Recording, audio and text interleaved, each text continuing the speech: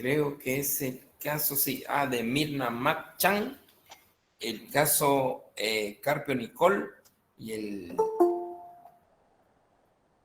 el caso Plan de Sánchez. Ambos, o sea, los tres son paradigmáticos, ustedes saben. El caso Mirna Mac-Chan, pues es un caso paradigmático en Guatemala en la justicia de la Corte Interamericana de Derechos Humanos.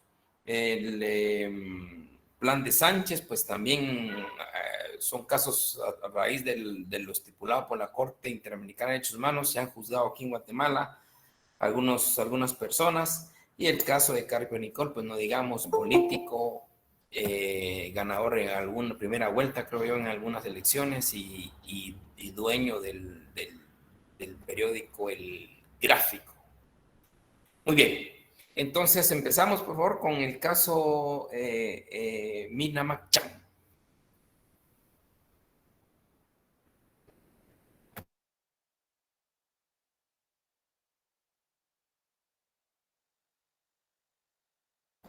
Muy bien. Solo quisiera saber los del grupo, si participaron los 10, por favor. Buenas tardes, licenciado. Sí, todos los participantes del grupo aportaron tanto en la investigación así como también en el desarrollo del trabajo. ¿Me puede poner el nombre de los 10? Ustedes si los tienen. Sí, claro. Excelente.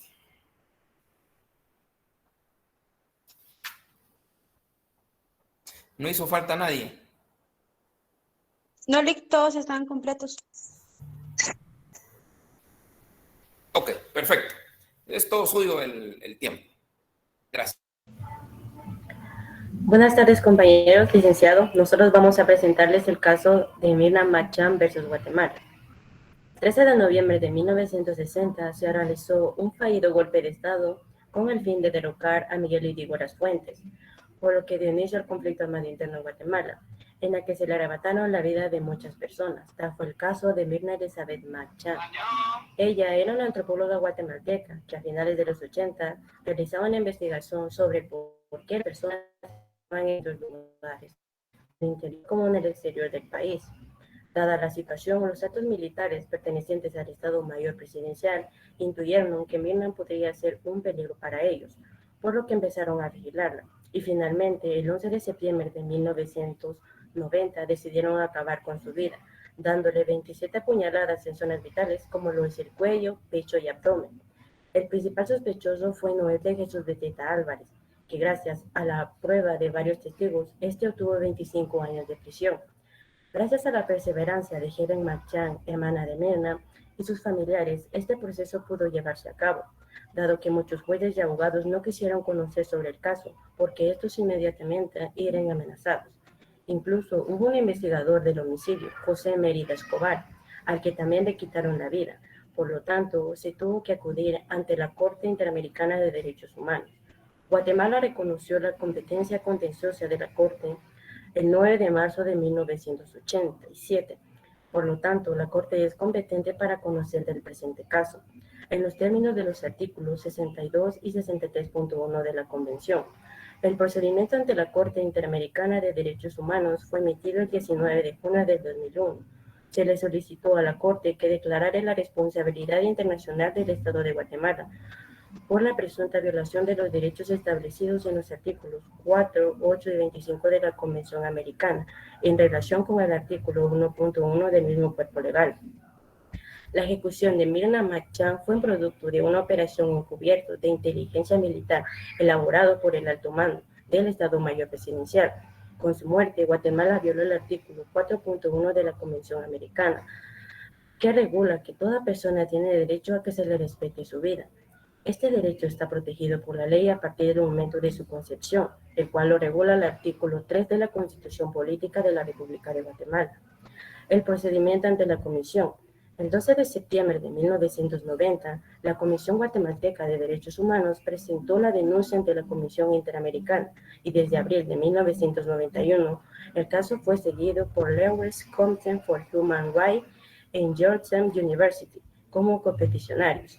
El 5 de marzo de 1996, la Comisión aprobó el informe número 1096, mediante el cual declaró admisible este caso, a su vez que se puso a la disposición de las partes con el fin de llegar a una solución amistosa del asunto, de conformidad con el artículo 48 de la Convención Americana.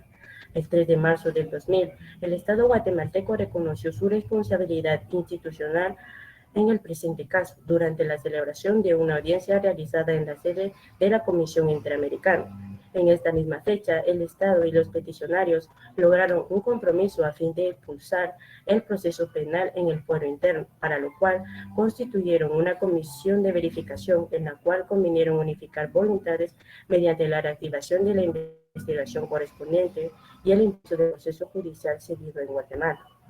El 25 y 26 de julio del 2000, la Comisión Interamericana designó oficialmente a Alfredo Tojo y a Gabriela Vázquez como verificadores. El 8 de marzo del 2001, la Comisión, de conformidad con el artículo 50 de la Convención, aprobó el informe número 3901, en la cual concluyó lo siguiente. El reconocimiento de responsabilidad efectuado por el Estado guatemalteco tiene pleno valor jurídico, conforme a los principios del derecho internacional, y lo obligan a reparar efectivamente las violaciones cometidas por este, conforme a lo señalado en la Convención Americana. A más de un año de haberse efectuado el reconocimiento de responsabilidad del Estado guatemalteco, no ha emprendido ninguna acción efectiva a fin de levantar el manto a la impunidad que aún existe contra los autores intelectuales de la ejecución extrajudicial de Mirna Mac. Esta inacción por parte del Estado guatemalteco lleva a la Comisión a sostener que el Estado de Guatemala sigue careciendo de una voluntad seria para investigar y sancionar efectivamente a todos los responsables del asesinato de Mirna Mac Chan, conforme a lo establecido en el convenio, conforme a lo establecido en la Convención Americana de Derechos Humanos. En el año 1994, se dictó sentencia condenatoria contra uno de los autores materiales, el especialista del Ejército Noel de Jesús de Teta Álvarez, quien fue sentenciado a 25 años de prisión. La Corte Suprema de Justicia confirmó un hecho sin precedentes, la sentencia contra Beteta. Dejó abierta la investigación contra los militares Edgar Augusto Godoy Gaitán, Juan Guillermo Oliva Carrera y Juan Valencia Osorio. En el año 2002 se logró realizar el juicio contra estos militares, donde se absuelve a Godoy Gaitán y a Oliva Carrera, mientras que Valencia Osorio es condenado. En noviembre de 2003, la Corte Interamericana de Derechos Humanos falló en contra del Estado de Guatemala, sentenciándolo a reconocer públicamente su responsabilidad de hecho y realizar algunas medidas de reparación y dignificación. El acto de reconocimiento se llevó a cabo el 22 de abril del 2004 en el Palacio Nacional de la Cultura y se realizó ante las más altas autoridades del gobierno y de representantes de todos los sectores del país. En el año de 2004, la Corte Suprema de Justicia confirmó la sentencia condenatoria contra el autor intelectual, Juan Valencia Osorio, quien fue sentenciado a 30 años de prisión. Osorio desempeñaba el cargo de director del Departamento de Seguridad Presidencial del Estado Mayor Presidencial, huyó antes de ser capturado y aún se encuentra prófugo de la justicia.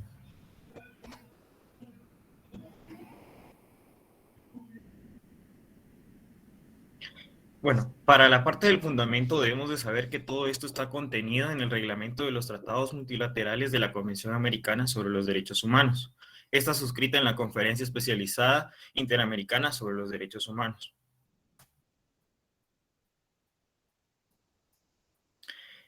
La Comisión presentó la demanda con base en el artículo 51 de este reglamento, para saber si el Estado de Guatemala había violado los artículos 1.1, que este artículo es la obligación de respetar los derechos, en donde menciona que todos los estados parte de este convenio deben de respetar las libertades y los derechos de todos sus ciudadanos, sin importar la raza, el género, color, sexo, idioma, religión o sus opiniones políticas. También se supone que se viola el artículo número 4, que es el derecho a la vida, en donde toda persona tiene derecho a que se le respete la vida desde el momento de su concepción. El artículo número 8, que son las garantías judiciales, en donde toda persona tiene derecho a ser oída con las debidas garantías y dentro de un plazo razonable ante un juez o tribunal competente.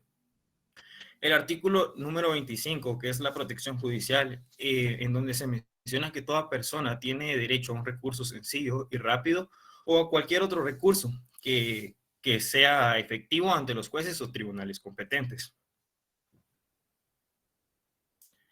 Cuando hablamos de este caso en particular, sabemos que se viola el esencial derecho a la vida, que está contenido y establecido en este reglamento en su artículo número 4. Y además de eso, por si fuera poco, se encuentra también contenido en el artículo número 3 de la Constitución Política de la República de Guatemala. En este caso, se le acusa al Estado de Guatemala de que no utilizó los medios a su disposición para garantizar una investigación seria y además efectiva, que sirviera para el esclarecimiento de los hechos, tanto en el procedimiento como en el juzgamiento y la sanción de los autores materiales e intelectuales de este caso. Además de que no fue hecho en un tiempo razonable, como lo menciona en el artículo número 8 de este reglamento, que son las garantías judiciales. La Convención Americana sobre los Derechos Humanos en este reglamento dicta la presente sentencia de conformidad con los artículos siguientes, que son el artículo 29, el artículo 55, el 56 y el 57. Además del 63.1, que este como tal dice que cuando se decida que hubo una violación a un derecho o libertad protegidos en esta convención, la Corte dispondrá que se le garantice al lesionado en el goce de su derecho o libertad conculcados. Dispondrá asimismo, si ello fuere procedente, que se reparare la consecuencia de la medida o situación que ha configurado la vulneración de esos derechos y el pago de una justa indemnización a la parte lesionada. En cuanto a Guatemala, en este proceso, en cuanto a los asesinos de Mirna Mac, se puede dividir en dos partes.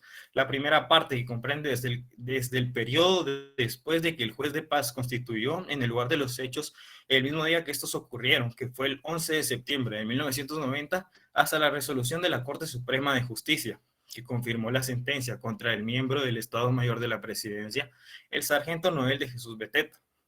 Y la segunda parte podemos decir que comprende desde el periodo que va desde que el tribunal militar competente en aquellos tiempos para juzgar a los inculpados recibió la causa en diciembre de 1995 para seguir el proceso y dejándolo abierto contra los presuntos responsables del asesinato de Mirna Mac.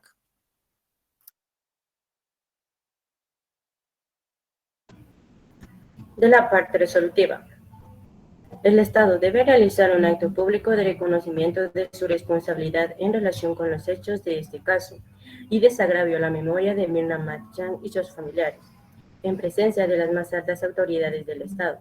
El Estado debe incluir dentro de los cursos de formación de los miembros de las Fuerzas Armadas, de la Policía y del organismo de seguridad, capacitación en materia de derechos humanos y derecho internacional humanitario.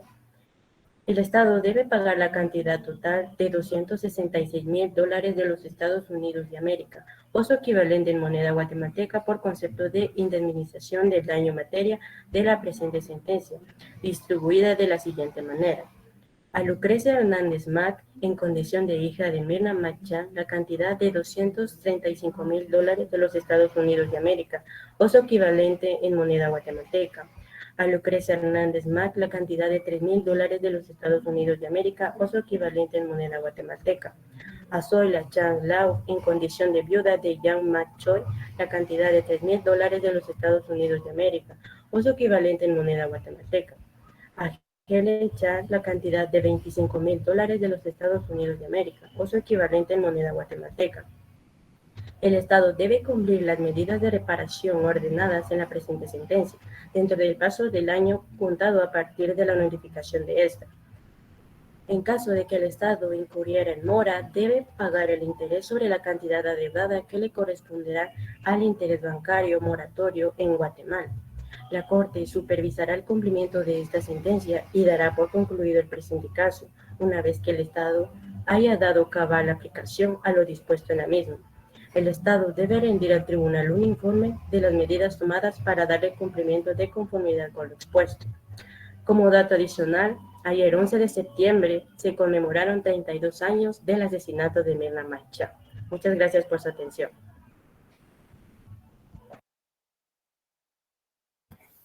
Muy bien, como ustedes ya lo dijeron, fue un caso paradigmático en Guatemala. A raíz de este caso, pues se abrieron muchos otros casos más, se creó una fundación que lleva el nombre de Minamá, creo que a todos lo conocemos.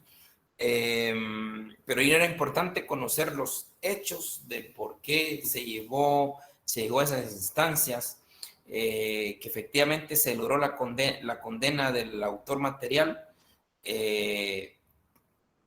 alguna otra intelectual, pero faltan algunas pendientes, entiendo yo. Pero lo importante es que valga la redundancia, la importancia de acudir a la Corte Interamericana de Derechos Humanos reclamando un derecho humano, que es justicia. Muy bien, compañeros, vamos con el otro caso, que es Plan de Sánchez. También un caso muy importante porque es sobre el conflicto armado interno y también resaltar el año 2012, creo que hubo una sentencia sobre este caso aquí en Guatemala, pero escuchemos a los compañeros del caso Plan de Sánchez.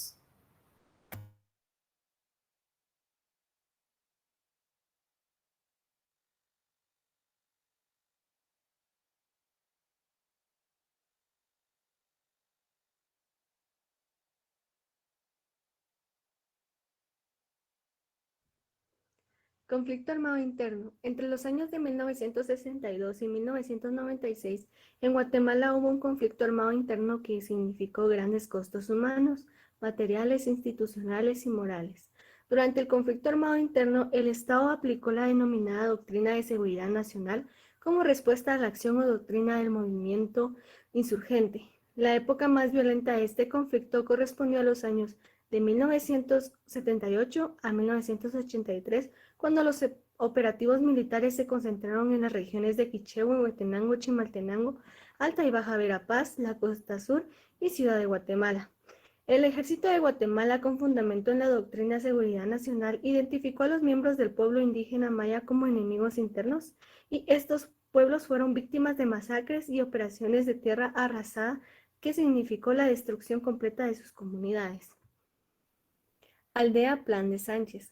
Desde inicios del año 1982, el Ejército de Guatemala mantuvo una fuerte presencia en la zona de Rabinal, incluyendo la aldea Plan de Sánchez y sus comunidades vecinas. Los habitantes de la aldea eran acusados por los militares de pertenecer a la guerrilla, ya que se negaban a participar en las patrullas de autodefensa civil, conocidas como las PAC. A las 8 de la mañana del 18 de julio de 1982 fueron lanzadas 2 granadas de mortero calibre 105 en la comunidad de Plan de Sánchez, las que cayeron al este y al oeste de la aldea. Entre las 2 y las 3 de la tarde llegó a la aldea un comando aproximadamente de 60 personas compuestos por miembros del ejército, las cuales iban sacando a los pobladores de sus viviendas. Mujeres jóvenes fueron llevadas a un lugar, mientras que las mujeres mayores, los hombres y los niños fueron reunidos en otro. Aproximadamente 20 niñas de entre 12 a 20 años fueron llevadas a una casa donde fueron maltratadas, violadas y asesinadas. Los demás niños fueron apartados y asesinados a golpes. Otras personas retenidas fueron obligadas a concentrarse en una casa, y alrededor de las 5 de la tarde miembros del comando lanzaron 2 granadas de mano al interior de esta casa, y luego dispararon sus armas de fuego contra las personas que se encontraban ahí. Los miembros de comando, al terminar la masacre, incendiaron el lugar. Alrededor de 268 personas fueron ejecutadas en la masacre, quienes eran en su mayoría miembros del pueblo mayachí y algunos no indígenas residentes en otras comunidades aldeanas. Los comisionados militares regresaron a la aldea entre las 3 y las 4 de la tarde del día siguiente, acompañados por los miembros de las PAC locales, y ordenando a los sobrevivientes que enterraran rápidamente todos los cadáveres en el lugar de la masacre, bajo amenazas de que si no lo hacían en una hora, la comunidad sería bombardeada.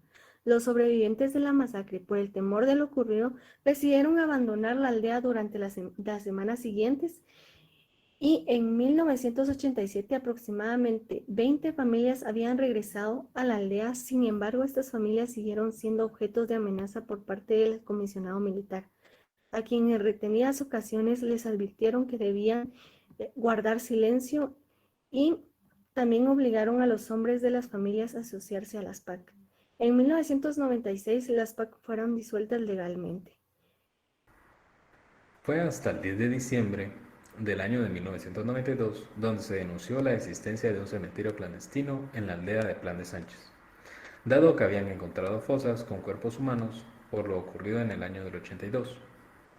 Fue hasta el 7 de mayo del 93 que la Procuraduría de los Derechos Humanos presentó en nombre de la comunidad una denuncia al Ministerio Público por la masacre ocurrida en la aldea Plan de Sánchez. Las autoridades judiciales iniciaron la causa número 391/93 en el Juzgado de Primera Instancia de Salamá, Baja Verapaz, y en el Ministerio Público. En junio del 94 se autorizó al equipo de Antropología Forense de Guatemala a realizar las diligencias de exhumación, la cual se inició el día 8. Con la presencia del Procurador de los Derechos Humanos, los trabajos antropológicos terminaron a finales del mes de agosto. Como resultado de esas diligencias, se exhumaron los restos óseos de 84 personas de 21 fosas comunes, ubicadas en el centro de la aldea. El 7 de abril del 95, se entregó a la Fiscalía Distrital de Salamá el informe de investigaciones antropológicos forenses y adjuntó a dicho informe el material balístico recuperado en las exhumaciones. El 2 de septiembre del 96, la Procuraduría de los Derechos Humanos emitió una resolución sobre la masacre Plan de Sánchez, Chichupac, Río Negro, todas ocurridas en Rabinal, Baja Verapaz. En dicha resolución se estableció la responsabilidad de los agentes estatales, los comisionados militares, los miembros del ejército y oficiales de alto mando, por no haber protegido a la población local y por intentar encubrir los delitos para asegurar la impunidad de los autores materiales e intelectuales. La resolución de la Procuraduría de los Derechos Humanos concluyó que esas masacres fueron llevadas a cabo como parte de una política estatal predeterminada. El 25 de octubre de 1996, en el Centro para la Acción Legal en Derechos Humanos presentó una denuncia ante la Comisión Interamericana. Fue el 27 de mayo del 97 que los querellantes prestaron su declaración ante el Ministerio Público e identificaron como supuestos autores materiales de la masacre a los soldados Eusebio Galeano, Julián Acojo Morales, Mario Acojo Morales, Andrés Galeano, al comisionado militar Moisés Manuel y a los miembros de la G2 uniformados, entre otros. Como supuestos autores intelectuales, denunciaron al alto mando de ejército en esa época y a su vez solicitaron que se realice la investigación pertinente para que se haga justicia. El 1 de julio de ese mismo año, la comisión abrió el caso número 11.763 y transmitió las partes pertinentes de la denuncia del Estado. El 18 de junio del 97, los querellantes solicitaron al fiscal que tramitara ante el juez de la causa la orden de captura contra los imputados y se ejecutara de forma inmediata por los delitos de asesinato, violación calificada, robo agravado, genocidio y abuso de autoridad.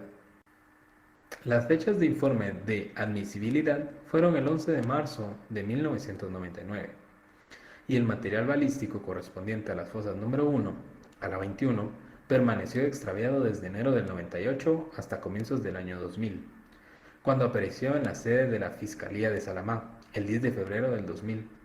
La Fiscalía Distrital de Salamá solicitó el análisis de laboratorio al material balístico de la sección balística del Departamento Técnico del Ministerio Público, el cual rindió su informe el 7 de marzo del 2000.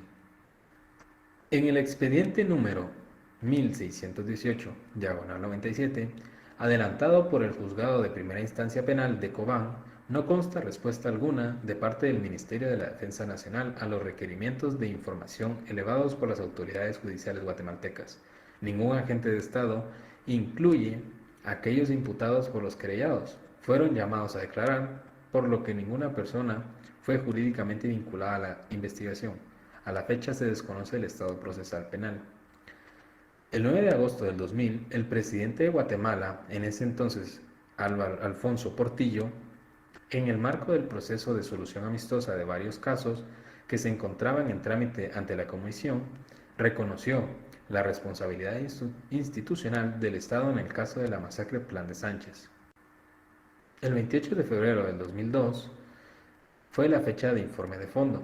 Durante su 114º periodo ordinario de sesiones, la Comisión, después de analizar las disposiciones de las partes y considerar concluida la etapa de solución amistosa, aprobó de conformidad con los dispuestos en el artículo 50 de la Convención, el informe de fondo 25/2, en cuya parte dispositiva recomendó al Estado, primero, realizar la investigación especial rigurosa e imparcial y efectiva con el fin de juzgar y sancionar a los responsables materiales e intelectuales de la masacre de Plan de Sánchez. 2. Reparar tanto en el ámbito individual como comunitario las consecuencias de las violaciones de los derechos enunciados. Como medidas de reparación, deberían incluirse la identificación de todas las víctimas de la masacre de Plan de Sánchez, así como una indemnización adecuada a los familiares y a los sobrevivientes de la misma. 3. Adoptar a las medidas necesarias para evitar que en el futuro se produzcan hechos similares, conforme al deber de prevención y garantía de los derechos fundamentales reconocidos en la Convención Americana. Gallinas y vacas se llevaron al destacamento, todas nuestras siembras fueron destruidas, todos mi familia fueron perseguidos, fueron enfermos, fueron desnutridos también porque no tenían que comer, solo comían hierba. Ahora Prudencia, yo le encontré que está bien, pues yo le quiero hablar, le quiero decir qué es lo que pasó, pero ya no pude hablar porque ya le quitaron el bien. Si uno reclamaba el derecho, eso no se oía, no se escuchaba que es derecho en ese tiempo. En la defensa del Estado, la Corte Interamericana de los Derechos Humanos. El 31 de julio de 2002 fue la fecha de remisión del caso a la Corte Interamericana de los Derechos Humanos. La CIDH presentó la demanda en este caso con el objeto de que la Corte decidiera si el Estado violó los derechos consagrados en los artículos 5, 8, 25, 24, 12, 21 y 1.1 de la Convención Americana. El 23 de abril de 2004 fue la audiencia ante la Corte Interamericana de los Derechos Humanos. La Corte declaró que el Estado debe realizar un acto público de reconocimiento de su responsabilidad de los hechos ocurridos en este caso y en desagravio de las víctimas de este. Que el Estado debe traducir al idioma maya-achí la Convención Americana sobre los Derechos Humanos en caso de que no se hubiera hecho la sentencia de fondo dictada por la Corte el 29 de abril de 2004, así como la presente sentencia. Asimismo, el Estado debe disponer de los recursos necesarios para facilitar la divulgación de dichos textos en el municipio de Rabinal y hacer entrega de los mismos a las víctimas del presente caso. Que el Estado debe pagar $25,000 para el mantenimiento y mejoras en la infraestructura de la capilla, en la cual las víctimas rinden tributo a las personas ejecutadas en la masacre de Plan de Sánchez. Que el Estado debe brindar gratuitamente a través de sus instituciones de salud especializadas el tratamiento médico que requieren las víctimas, incluyendo inter alia los medicamentos que puedan ser necesarios. Asimismo, el Estado debe crear un programa especializado de tratamiento psicológico y psiquiátrico, el cual también debe ser brindado en forma gratuita. Que el Estado debe promover de vivienda adecuada a aquellas víctimas sobrevivientes que residen en la aldea Plan de Sánchez y que así lo requieren. Que el Estado debe hacer los pagos por concepto de daño materiales a cada una de las víctimas del presente caso, de $225,000 para los miembros de la comunidad de Plan de Sánchez y para otras comunidades de $1,360,000. Que el Estado debe pagar la cantidad total de la indemnización ordenada por concepto de daño material, costas y gastos establecidos en las sentencias de reparaciones sin que ninguno de los rubros que la componen puedan ser objeto de impuesto, gravamen o tasa actualmente existente o que pudieran decretarse en el futuro. Que en el caso de que el Estado incurriese en mora, debe pagar un interés sobre la cantidad adeudada que corresponderá al interés bancario monetario en Guatemala.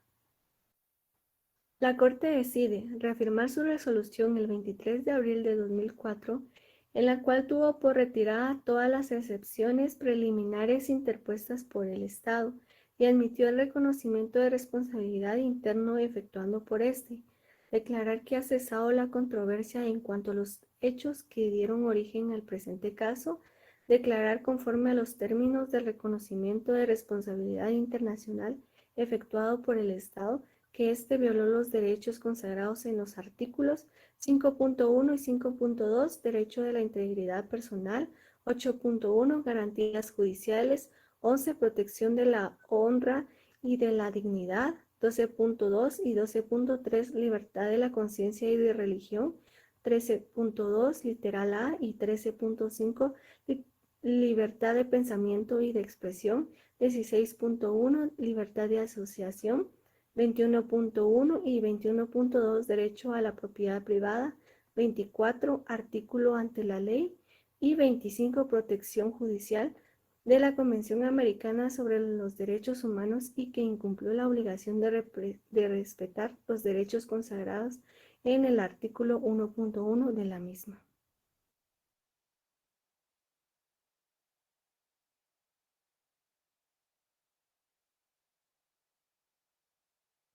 Eso fue todo, gracias por su atención. Muy bien, compañeritos, felicidades. Lo importante acá es que estamos viendo un caso que se dio en un conflicto armado interno, donde hubo, como ustedes muy bien lo dijeron, masacres a población civil, y eso es lo que se está juzgando, y se juzgó por la Corte Interamericana de Derechos Humanos, y se juzgó en Guatemala. Recuerdo que en el año 2012 fueron juzgados, creo que 5 personas por este caso, y si no muy mal recuerdo, fue un poco extraño oír sentencias de hasta 7.200 años de pena de prisión, ¿verdad? Pero lo importante es que llegamos porque existe una injusticia en Guatemala, se violó un derecho humano porque no hay justicia.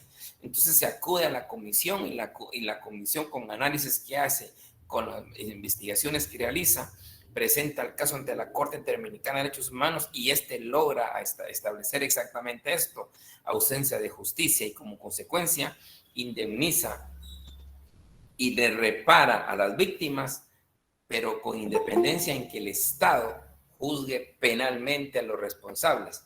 Y yo lo que me recuerdo es que ya se condenó a 5 a esa cantidad de años, y ahora creo que van por otras personas más. Muy bien, compañeros, excelente presentación. Ahora vamos con el siguiente, que es un caso que nos viene bien en estos momentos, que son vísperas de la política nacional, porque se trata de exactamente lo mismo, de una ausencia de justicia por el asesinato de un personaje en esa época, un personaje muy, muy conocido en Guatemala, porque era el dueño del Gráfico, que era un periódico que competía directamente con Prensa Libre, o sea, eran de la misma calidad, y además era político. Creo que había ganado ya primera vuelta en las elecciones nacionales. Muy bien, escuchemos a los compañeros, por favor. Es interesante porque son cosas reales y que se tuvo que ir a presentar ante la comisión y corte posteriormente. Bien, compañeros, los dejo en su tiempo. Buenas tardes. A nosotros nos tocó la sentencia de Carpo Nicol y otros versus Guatemala. Entre nuestros integrantes están los compañeros que pasan aquí en pantalla. Y ya. Perdone, sí construyeron todos en el... Sí, licenciado. Solo quiero verificar, participaron los 10, ¿verdad? Sí. Ok, perfecto, continúe. Jorge Carpio Nicol fue un influyente periodista y político guatemalteco. Como parte de su historia periodística podemos encontrar El Gráfico. El diario El Gráfico fue un periódico bastante popular fundado por el mismo Jorge Carpio en el año 1963. Diario que poseía una variedad de temas, sin embargo los tópicos que prevalecían eran eran políticos, económicos, deportivos, culturales de ámbito nacional e internacional. Por sus aportaciones políticas, El Gráfico es considerado el primer diario en compartir una ideología, y a pesar de haber sido uno de los periódicos más prolíficos de Guatemala por 36 años, se vieron obligados a cerrar el 30 de agosto de 1999 por motivos económicos. Ahora, como parte de su carrera política, encontramos al partido Unión del Centro Nacional, o por sus siglas USN. el cual se fundó el 14 de julio de 1983 por Carpio, ocupando el puesto de secretario general. A un año de su fundación, el partido formó parte de las elecciones de 1 de julio de 1984 para integrar la Asamblea Nacional Constituyente para la redacción de la Constitución Política de la República, posicionándose así como uno de los partidos más influyentes del país. En 1985, Carpio se postuló para las elecciones de dicho año, en las que ganó Vinicio Cerezo. Sin embargo, su derrota en el 85 no lo detuvo, y en las elecciones de 1990 presentó nuevamente como candidato y pierde contra Serrano Elías.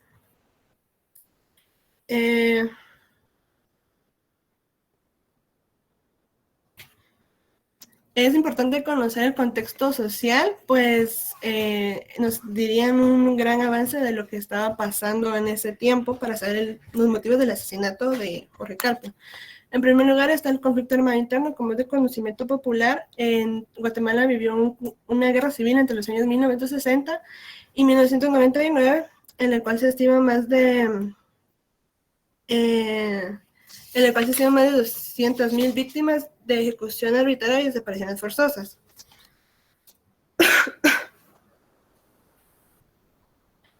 Esperen un momento.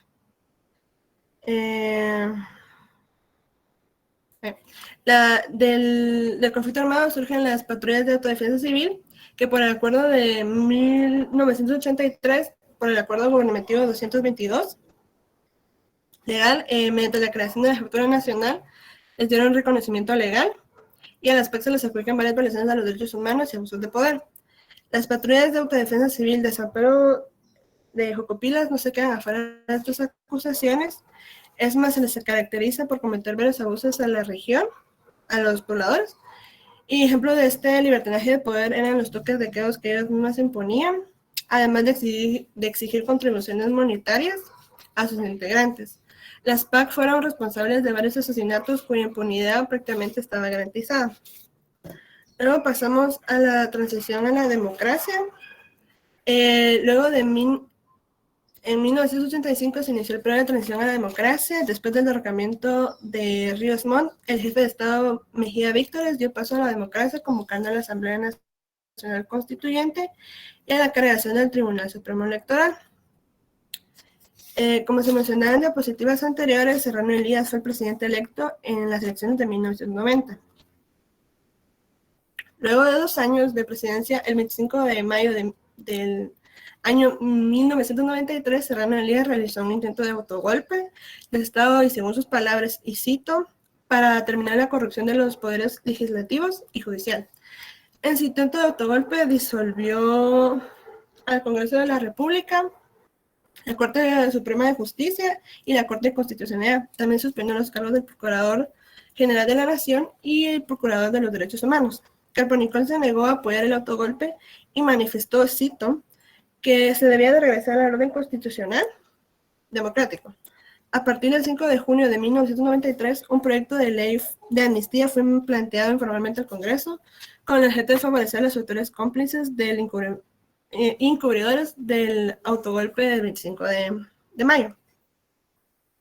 El 1 de junio de 1993, la Corte Constitucional desconoció las facultades del señor Serrano Elías como presidente, y finalmente, después de una disputa breve por el poder, el 6 de junio, el Congreso nombró como presidente de la República al ex procurador de los Derechos Humanos, Ramiro de León Carpio, primo hermano del señor Jorge Carpio.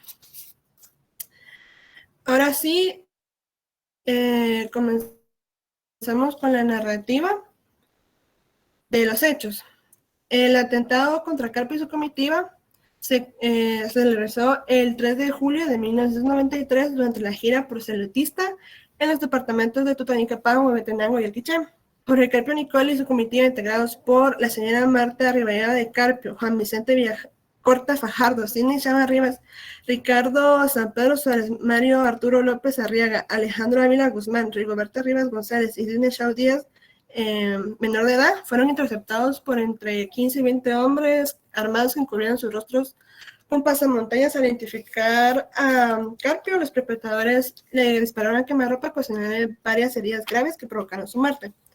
Además de Carpio, también fueron asesinados Juan Vicente Villacorta Fajardo, Alejandro Ávila Guzmán, Rigoberto Rivas González y el menor Sidney Shaw Díaz, que resultó gravemente herido. Posteriormente, las evidencias apuntaban a miembros de las PAC como sospechosos materiales y sentaban las bases para acusar al ejército y al grupo G2 de inteligencia como autores intelectuales del asesinato de Jorge Carpio Nicol.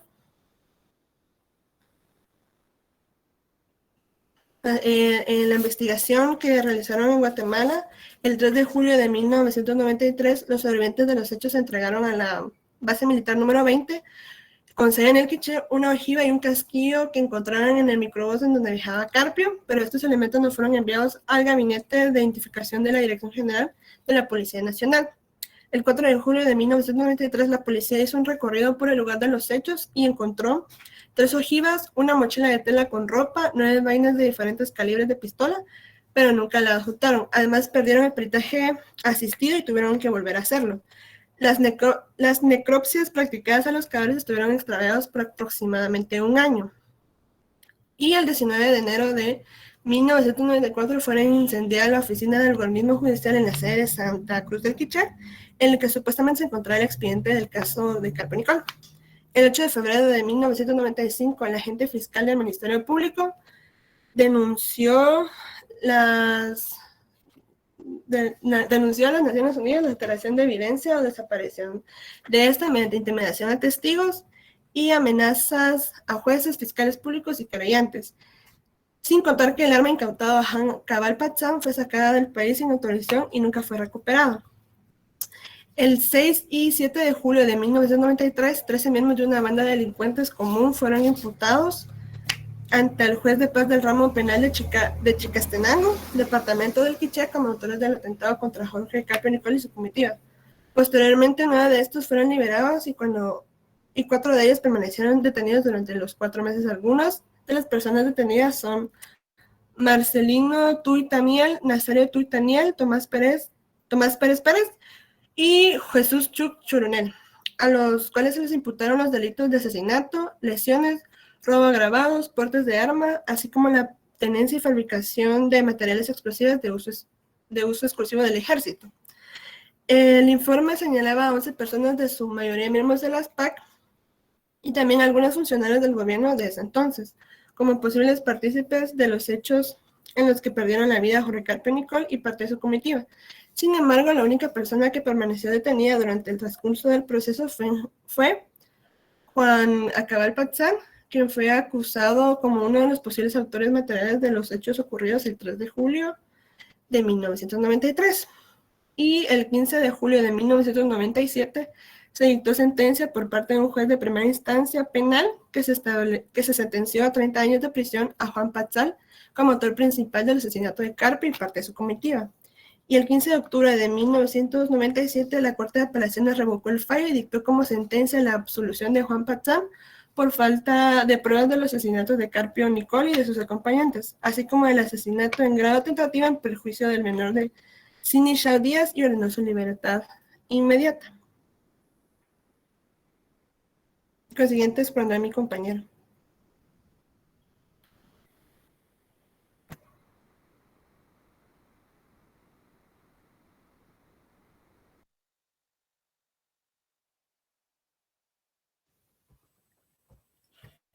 El Pacto de San José se firmó en Guatemala, en Guatemala se firmó el Pacto de San José en 1969 en Costa Rica. El pacto se divide en 2 partes. En la primera se habla de los deberes del Estado y en la segunda parte de los derechos protegidos. La Convención y la Corte Interamericana de los Derechos Humanos son los encargados de velar por el cumplimiento de este. En los testimonios, Marta Arribillaga de Carpio, quien fue esposa por 37 años de Jorge Carpio Nicol, la señora manifestó y citó que la razón más de peso y más cercana a su muerte fue su oposición a la amnistía, ya que mucha gente se vio perjudicada. También declaró que Guatemala merece saber cómo fue que su esposo murió y citó cómo quiso como un proceder tratando de hacerlo mejor para su país. El impacto que tuvo la muerte de su marido sobre la UCN fue desastroso, porque era un líder nacional, y citó, en torno a él giraba todo el bienestar de dicho partido.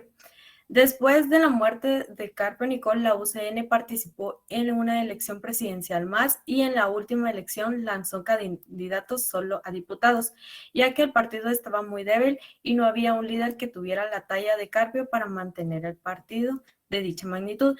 En la última elección no tuvo el número de votos suficientes para diputados, por lo cual se disolvió con base a la ley electoral. Karen Fisher estuvo casada con el hijo de Carpio Nicol, llegó a ser secretaria privada de él y Fisher afirmó que Carpio murió por su oposición a la amnistía. Al no aprobarse dicha amnistía, dieron de baja al general José Domingo García Samayoa por haber amenazado directamente a Carpio. Además, asesinaron al comisario Mérida, quien investigaba el caso en el departamento del Quiché. Posteriormente, nadie de la policía quería investigar el caso por miedo. Además, fue amenazada y sufrió varios atentados contra su vida. La señora Fisher manifestó que le llamó su atención que se tuvieran las fotografías de todos los supuestos candidatos, desaparecieran las 4 autopsias que ella logró recuperar extrajudicialmente. Además, se manifestó un intento de quemar el expediente en el caso en el Tribunal del Quiché. Y el expediente se perdió por 10 días y apareció en el gobierno departamental del Quiché. Jorge Carpio Arribillaga fue hijo de Carpio Nicol. Luego del atentado contra su padre y su comitiva, los medios de prensa se vieron intimidados por seguir adelante con la línea informativa de recoger denuncias sobre las violaciones de derechos humanos.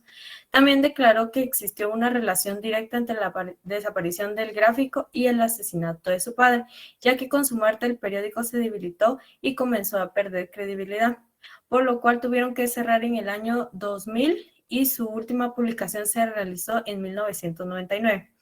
El gráfico cerró primordialmente por el estrangulamiento comercial a manos del gobierno de Álvaro Arzú. Este boicot fue diseñado por el mismo presidente, el cual veía como enemigo a Carpio Nicol. El procedimiento ante la Corte Interamericana comienza con el objeto de defender los derechos que el Estado de Guatemala violó en el caso de la muerte de Carpio Nicol y de su comitiva. Por una parte, los demandantes originales fueron la Human Rights Watch, la Oficina de Derechos Humanos del Arzobispado de Guatemala y por último la International Human Rights Law Group. Estos grupos antes mencionados serán los representantes de las víctimas con la demanda interpuesta el 13 de junio del 2003. El Estado, por su parte, hizo cumplir sus derechos de designar al juez que sea apropiado, siendo este el señor Óscar Julián Frapiano. Continuamente designaron al agente titular y alterno. En el transcurso de los próximos 4 meses se dieron a conocer más violaciones de derechos que había cometido el Estado de Guatemala, por lo cual los demandantes solicitaron a la Corte que se hicieran las respectivas reparaciones de gastos y costas. De nuevo, el Estado de Guatemala no hizo caso a la orden que la Corte dictó respecto al plazo para contestar la demanda, por lo cual al momento que solicitaron una ampliación fue rechazada. En este momento, el Estado solo se dedicó a sustituir a todas las personas que habían designado, intentando así sustituir al juez después de unos meses, y esta última petición mencionada fue rechazada. El Estado presentó un escrito el 3 de julio del 2004 que hace mención a reconocer y aceptar hechos que se mencionan en la demanda y realizar las reparaciones a las víctimas, pero ejecutarlo hasta el próximo año basándose en el déficit fiscal que sufría el país en ese momento. El 5 de julio, en el transcurso de la primera audiencia, se dio a conocer el escrito antes presentado por el Estado, en el cual una de las cosas que solicitaba era que se cambiara la naturaleza de la audiencia para reducir los gastos de reparaciones. En esta misma audiencia, el Estado se disculpa por los actos atroces en contra de Carpio y su comitiva, además de las claras faltas al debido proceso. Las disculpas fueron presentadas por el presidente de aquel entonces, Óscar Berché.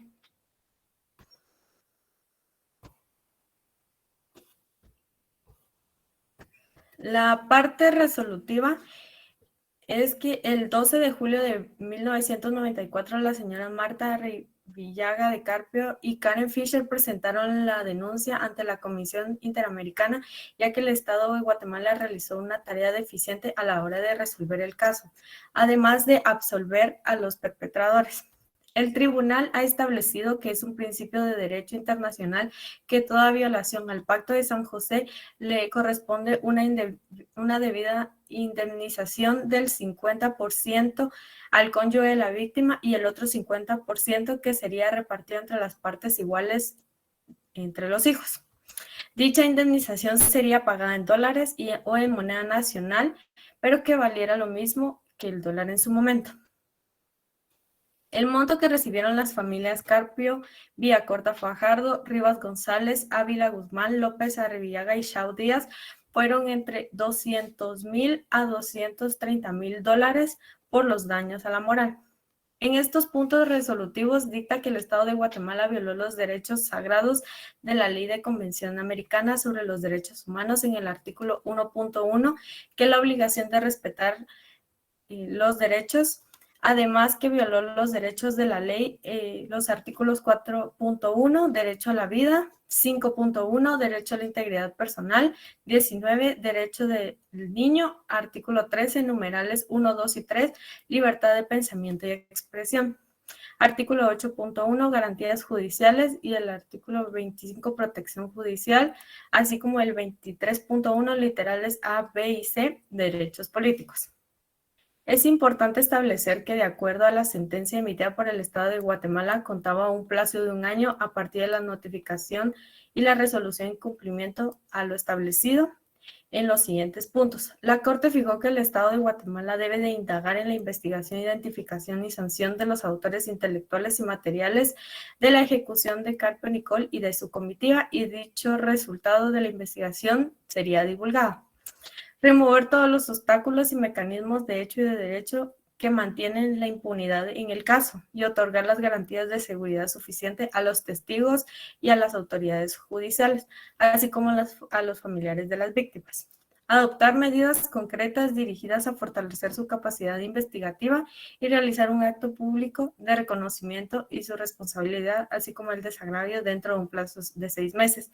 Durante este mismo plazo de 6 meses contados a partir de la notificación de la sentencia, al menos por una vez en el diario oficial y en otro diario de circulación nacional en el boletín de mayor circulación dentro de las Fuerzas Armadas guatemaltecas, publicar la sección denominada hechos probados, así como la parte resolutiva. Pagar los conceptos de daños materiales e inmateriales y las indemnizaciones, como el reintegro de gastos y costos y las cantidades fijadas a las víctimas. Posteriormente se inicia con el proceso de supervisión de cumplimiento de la sentencia, siendo estas 3 fechas para la verificación de esta, que sería la primera el 10 de julio del 2007, la segunda el 18 de noviembre del 2008 y por último el 1 de julio del 2009. El Estado dio cumplimiento parcial a los siguientes puntos resolutivos de la sentencia, reparaciones y costas. En cuanto a pago parcial a las indemnizaciones fijadas por conceptos de daño material e inmaterial y pago de las cantidades fijadas por conceptos y costas y gastos. Al analizar se concluye que el Estado de Guatemala aún tiene pendiente el cumplimiento de los siguientes puntos, que son investigar, identificar y sancionar a los autores materiales e intelectuales de la ejecución de Jorge Carpio Nicol y de su comitiva, remover todos los obstáculos de mecanismo que mantienen la impunidad en el caso y otorgar las garantías de seguridad suficientes a los testigos. Adoptar medidas concretas dirigidas a fortalecer la capacidad investigativa y realizar un acto público de reconocimiento de responsabilidad. La doctrina que nos deja la Corte, podemos inferir que la Corte Interamericana de los Derechos Humanos es que se debe cumplir todos los lineamientos para darle cumplimiento al debido proceso y de la misma forma de cómo cada persona es libre de expresar su pensamiento y no ser perseguido ni asesinado por esta. Gracias. Y a continuación les presentaremos un video.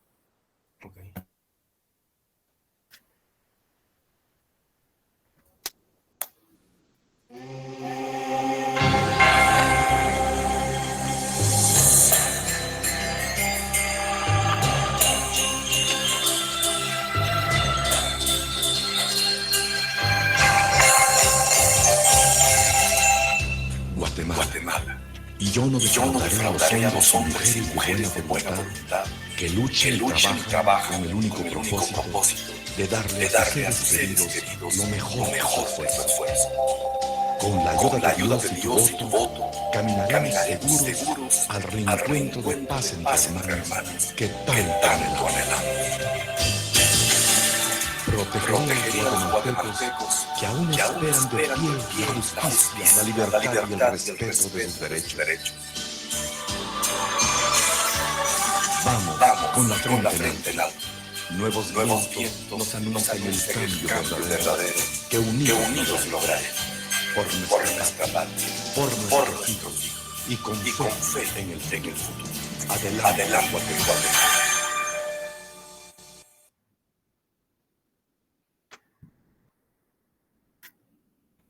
¿Y eso sería todo?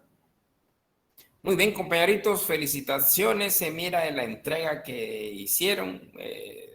Lo que me encanta de esta presentación es haber hecho todo la narración histórica de los hechos para entender, porque les apuesto que muchos de ustedes, Jorge Carpio, ¿quién es él o quién fue él?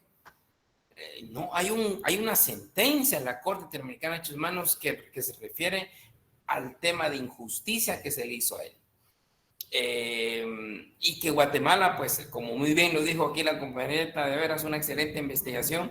Efectivamente hubo una sentencia absolutoria en este caso, y a raíz de la sentencia de la Corte Interamericana de Derechos Humanos, la Corte Suprema de Justicia se ve obligada a incorporar esa sentencia y a obligar la investigación y retomar este caso que se cometió contra el señor de León Carpio. Lo importante acá es que si no hay justicia en el ámbito interno, pues tenemos que acudir a la Comisión Interamericana y esta después a la Corte Interamericana para que el Estado de Guatemala no solo se obligue a la indemnización económica de las personas que son víctimas, sino que se obligue a la investigación, como muy bien dice la sentencia, de los autores materiales y autores intelectuales. Muy bien, compañeros, perfectamente las tres presentaciones. Ahora pues no queda más que recordarles que para el próximo viernes tenemos las otras tres. Próximo viernes. Entiendo que el descanso va a ser el miércoles y jueves, no el viernes. Como consecuencia, el día viernes aquí espero a los tres grupos. Es el de Rascacó, Fermín Ramírez y el Plan de Sánchez. No, el de las dos R's, perdón. El de las dos R's. Entonces, necesito que estén preparados ya para el próximo viernes, por favor, para estos tres casos. El de Fermín Ramírez, Rascacó, y el caso de la masacre de las dos R's. Sí, doña Lisbeth, cuénteme. Licenciado, buenas tardes. Solo con una consulta con respecto a lo de las notas, ¿usted las va a publicar todas juntas o cómo se van a ir viendo? No, yo entiendo que ya se ha publicado la de primer parcial, no les ha llegado a la publicación. Sí, eso sí ya, las notas de las exposiciones. Ah, sí, no se preocupe. Como estas, cuando sea el segundo parcial, despuesito de la fecha de segundo parcial, ya publico todas. No las puedo publicar por partes, sino que al final. Gracias, licenciado, muy amable. Muy bien. Bueno, compañeros, nos miramos el próximo viernes. El próximo viernes sí hay intervención. Se cuidan.